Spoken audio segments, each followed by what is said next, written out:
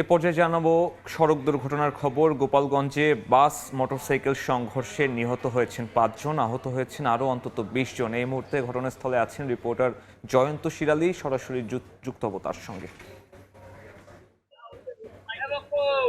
ঈদের যে আনন্দ, সেই আনন্দ কিন্তু গোপালগঞ্জে বিষাদের রূপ নিয়েছে।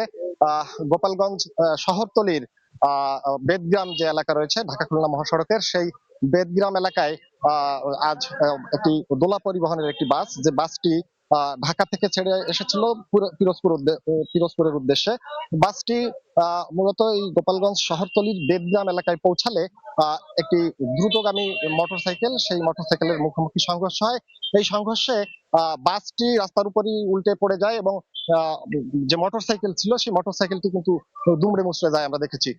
এছাড়া আমরা পুলিশের সাথে কথা বলেছি, ফায়ার সার্ভিসের সাথে কথা বলেছি, তারা যেটি জানিয়েছে যে এই দুর্ঘটনায় মোটরসাইকেলের ২ আরোহী সহ বাসের আরো ২ যাত্রী ঘটনাস্থলেই নিহত হয় এবং একজন ১২ বছরের শিশু, তাকে গোপালগঞ্জ জেনারেল হাসপাতালে নিয়ে যাওয়া হলে সেখানে কর্তব্যরত চিকিৎসক তাকে মৃত ঘোষণা করে।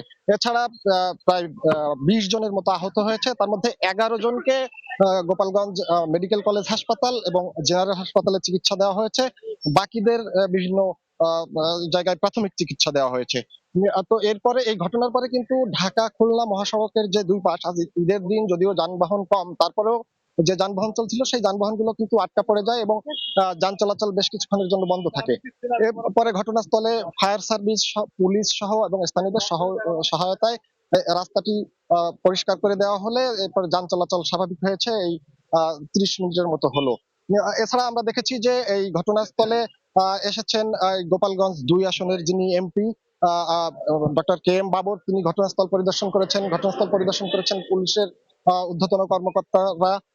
এছাড়া ফায়ার সার্ভিস এবং যারা পুলিশের সদস্য রয়েছেন তারা কিন্তু এখনো সড়কে রয়েছেন।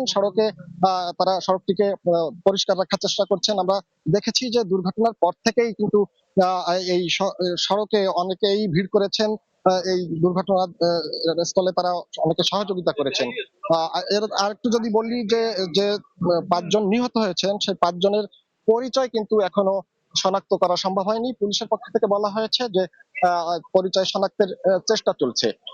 তো এখনো পর্যন্ত কিন্তু আপনারা দেখতে পাচ্ছেন যে গাড়িটির সামনের অংশ একেবারে ভেঙে চুরমার হয়েছে এবং পিছনের জানালা সহ যত গ্লাস ছিল সেই গ্লাসগুলো কিন্তু ভেঙে গিয়েছে। তো এগুলো রাস্তা থেকে পরিষ্কার করা হয়েছে। আমি একজন প্রত্যক্ষদর্শীর সাথে কথা বলেছিলাম, তিনি যেমনটি জানিয়েছিলেন যে মোটরসাইকেলটি বেপরোয়া ছিল, সেই মোটরসাইকেলটিকে রক্ষা করতে গিয়েই কিন্তু বাসের চালক নিয়ন্ত্রণ হারায় এবং নিয়ন্ত্রণ হারালেই কিন্তু এই দুর্ঘটনাটি ঘটে। তো এই ছিল আমার কাছে গোপালগঞ্জ থেকে সড়ক দুর্ঘটনার সর্বশেষ।